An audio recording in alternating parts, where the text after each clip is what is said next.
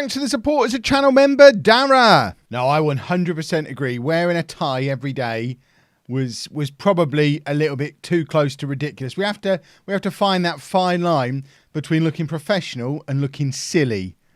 And I think I've mastered it now.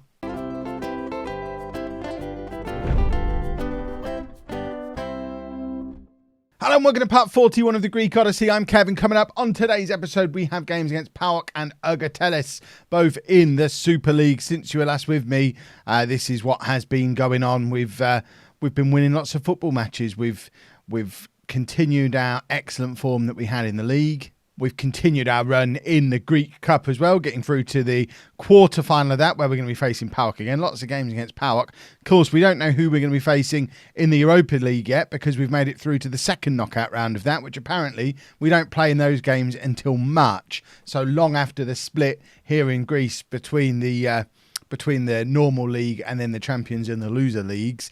But we're looking good for the league. It's 17 games gone, which is pretty much halfway through the season. And we are 5 points clear at the top of the league. And most importantly, 10 points clear of Olympiakos. So we're 5 points clear of our city rivals, AEK, who, of course, we knocked out of the Europa League way back when, so they've got the advantage of not being in Europe. But Olympiakos, after their ridiculous season that they had last year, have fallen off the pace massively, and now we're in the process of having a ridiculous season. 17 games played, 15 wins from 17 games, just the one defeat so far. Damien and Marola both scoring for fun. It's all very positive. I've got water in my moustache. This is why you don't have a drink just before you record a video if you've got a beard. Goodness me. Should we get into the game against PAOK?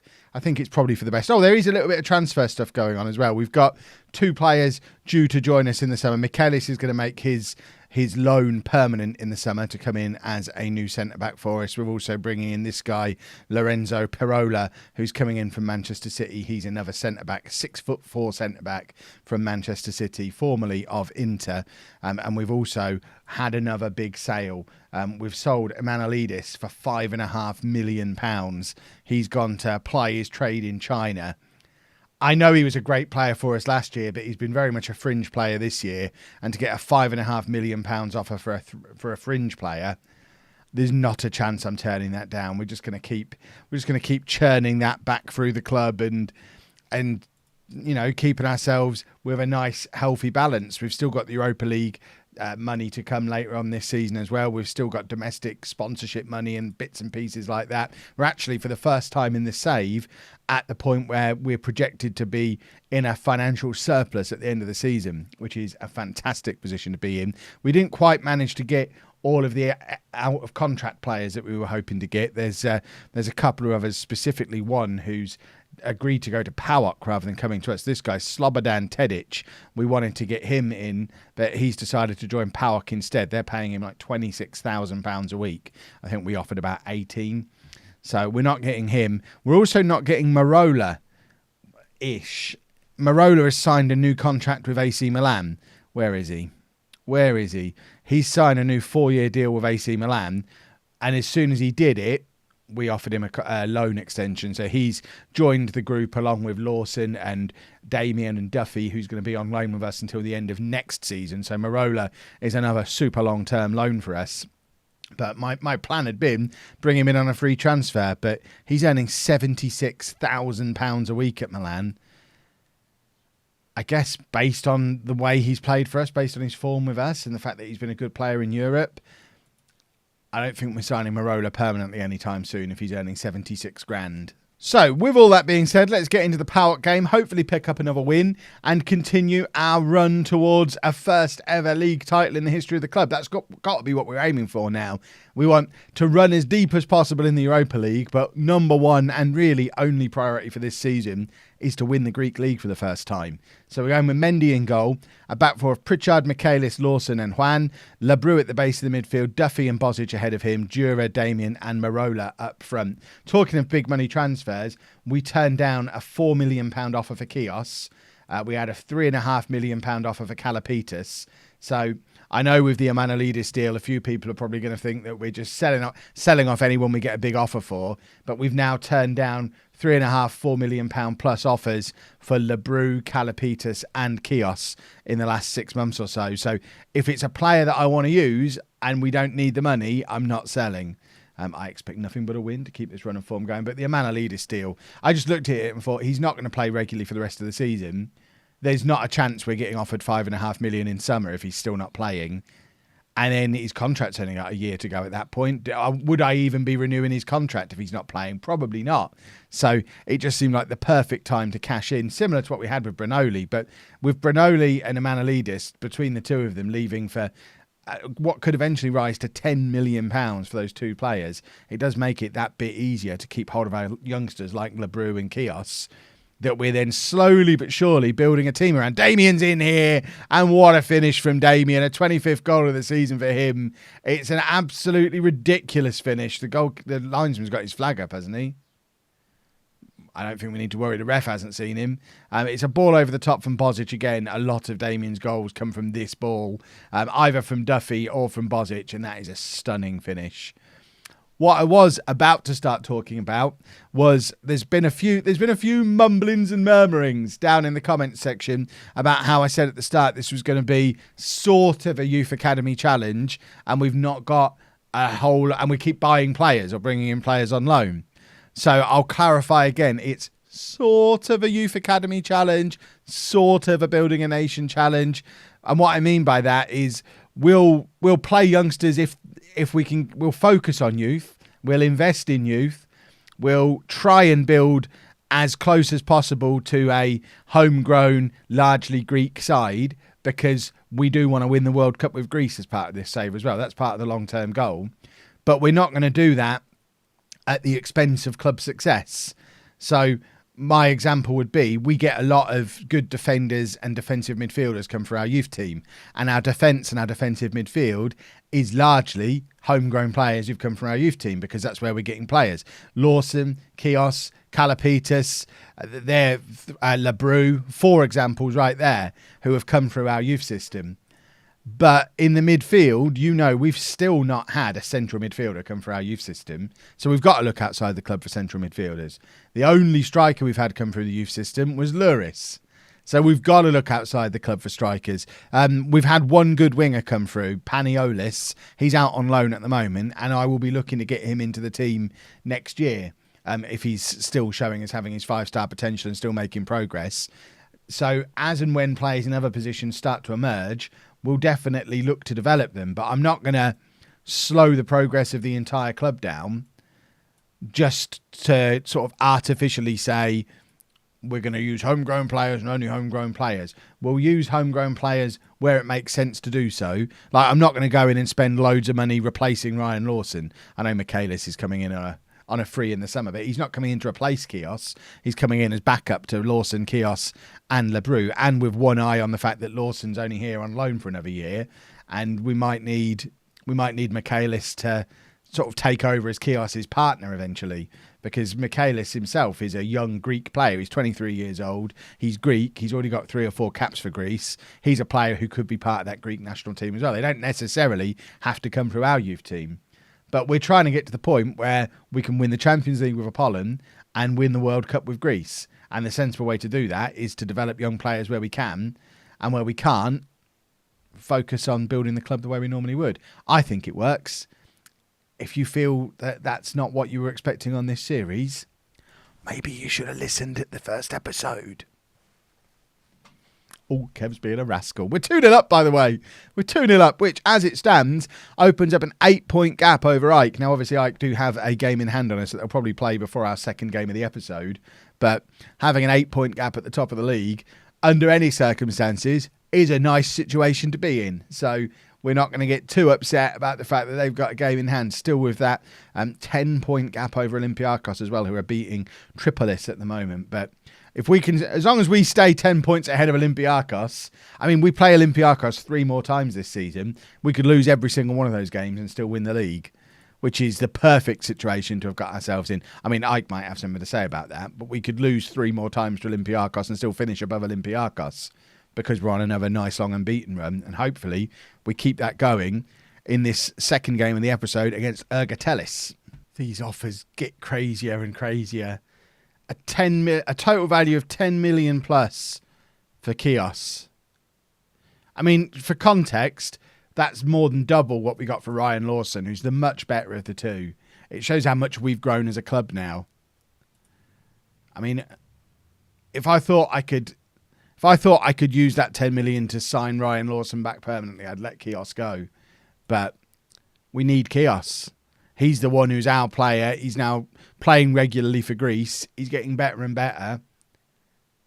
There isn't really a price that we can sell him for because we don't need the money at the moment. That's why you sell a Manolidis, so you can then afford to turn down £10 million for Kios, which seems crazy, that kind of money. So no changes for the Ergotelis game then, because why would I make any changes? Kios is fit to play again, but I want to keep him out the shop windows. We'll just leave him out for another game and hope everyone forgets he exists. Calapita's still not fit to be involved either, so we'll leave them. They can sit out. It won't do them any harm to sit out and let Kios's condition go all the way back to 100% from recovering from his injury. We should be winning today's game without any problem at all. I agree. We definitely should. A little bit more transfer news. Traore, the enormous striker who can't head that we signed on a free transfer in the summer, he's gone out on loan for the rest of the season to Panathinaikos, who have promised to use him as an important player. So if he can get a regular run of games for a team who are playing at our level, and I mean, still theoretically competing to win the league with us, they're not really. What a goal from Marola. That's why Milan are paying him the big bucks, because he's got that in his locker. It still seems an insane contract for Milan to have given him, 76,000, and then let him come back out on loan to us. But we're not going to complain, because if that's the kind of money he wanted, he was never coming to us anyway. But what a goal from Marola to put us 1-0 up after 7 minutes. That's why Traore doesn't get anywhere near our team, because we've got players like Marola and Damien just scoring those kind of goals, and Traore's got a long way to go before he's competing on that kind of level. Dura now with the corner, and it's cleared relatively easily, but luckily we've got plenty of men back there to keep a hold of it. I'm messing around trying to get the match stats in the right place again. Juan turns with the ball and just starts to run it forward again, finds Bozic, and now Marola, who's gonna look for an option. I don't know if he's gonna try and score a goal himself here or what. He just kept running. Juan now picks up the ball, the loose ball, crosses to Dura, and his header is just over. Dura and Marola both closing in on 20 goals at the moment. Damien on the verge. Oh, Paul Duffy's got his first goal of the season. And what I was saying is Damien's on the verge of breaking the Nikos record from our first season, which was 26 goals in a season. Damien's currently on 25. So if we can get a couple of goals from Damien today, he breaks the Apollon club record for goals in a season. But that was a surprising player to pop up with the header there, Duffy. And it worked surprisingly well. We've talked a lot about these long throws over recent episodes across both series. And I think it is clear that when you're playing against teams that aren't very good, Ergotelis are rock bottom of the league on 11 points, they really do struggle to defend against the long throws. Whereas the better teams use them as a platform for a counter-attack. So I'm still unsure whether they're an exploit or whether it's just accurately reflecting the fact that these defences that aren't any good, and therefore we can outthink them with a long throw. That's another lovely finish from Marola, by the way.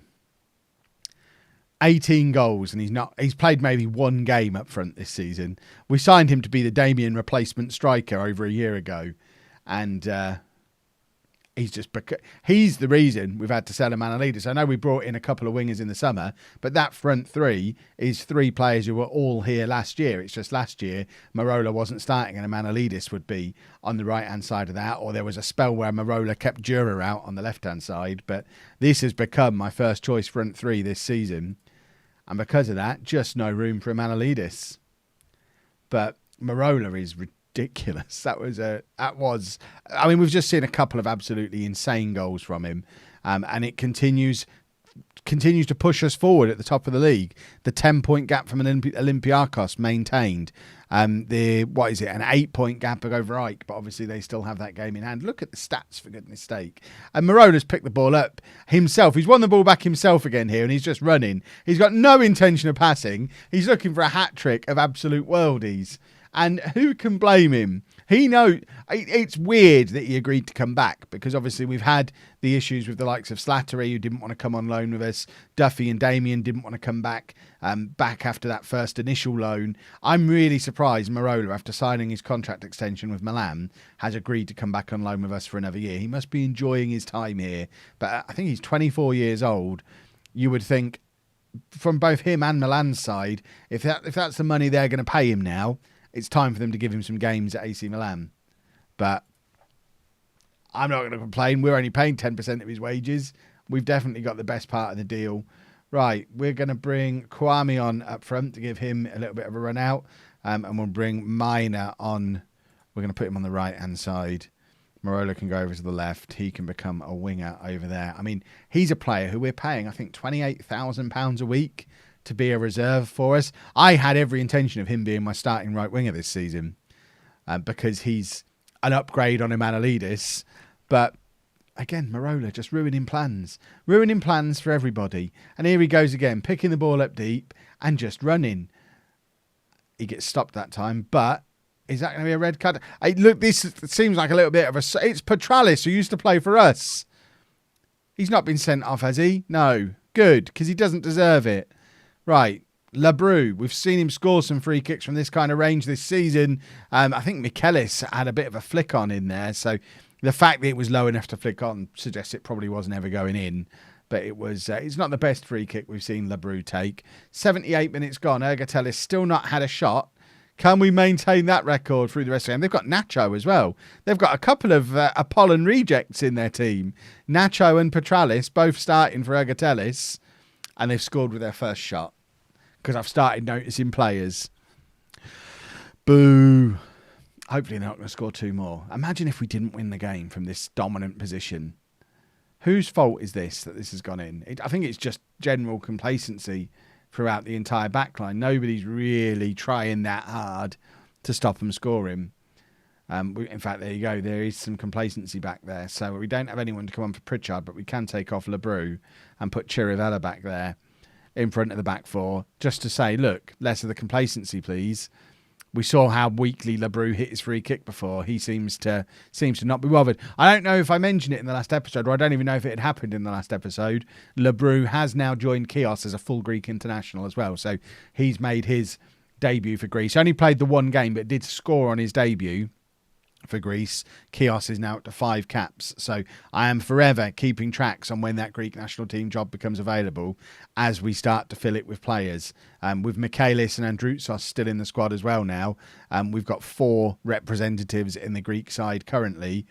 And I expect more and more and more to be added to that list over the years. I want to get to the point, and this is the long-term dream, where the Greece starting 11 is Apollon players. That would be amazing. And there's Michaelis with our 4th goal, his first goal for the club, and of course joining us permanently in the summer from Milan. I know Southampton are our parent club. We knew so much business with AC Milan that we should be setting up some kind of formal relationship with them, because there's 3 or 4 players. Manchester City as well are another one, because we're signing another person on permanently from them in the summer. There you go. We've qualified for the Champions Group, and it's still January. Wonderful. But yeah, if I was picking my parent clubs, obviously we keep Southampton for Duffy and Damien, but can we take Man City and Milan as well? Because we do so much business with them. But that, got to say, another very solid episode. We have got to win the league from here. We have got to win the league from here. Next episode is going to be Olympiacos. We're going to go away to their place. And I think a win there, and we've got it wrapped up almost before the Champions Group starts, which would be amazing. If you've enjoyed that, please make sure you leave a nice big thumbs up on there for me. Subscribe to the channel for daily Football Manager videos. And thank you very much for watching.